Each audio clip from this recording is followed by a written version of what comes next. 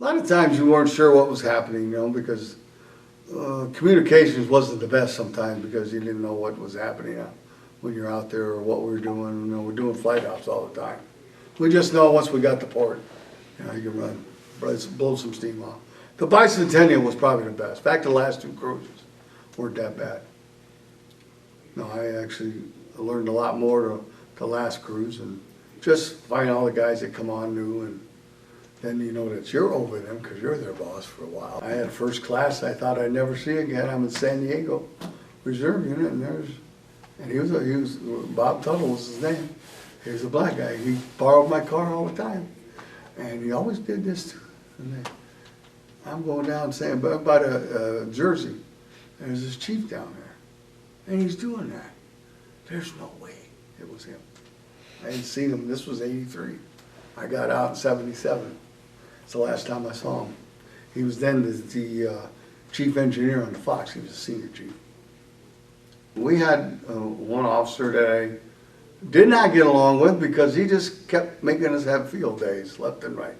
I mean, I didn't know what else we could clean on these stairways because our central control is right there off of our board. And just, he picked and picked, but I guess that's what he had to do. He did write me up. Then he went on leave, came back, says, I'm gonna let you go. I didn't get a good report for that quarter.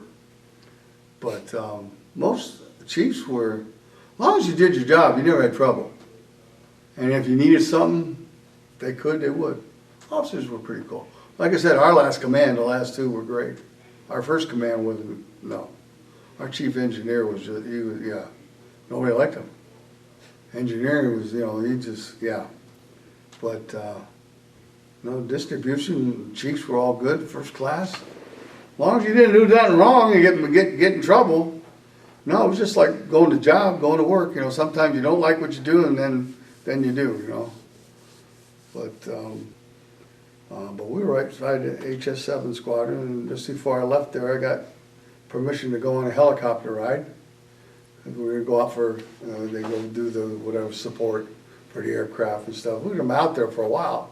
All of a sudden, about 20 minutes, we're back on the ship. We had a hydraulic leak. Oh, great. Well, they told me after we got off the ship. They didn't tell me why I was out there, flying around in a helicopter.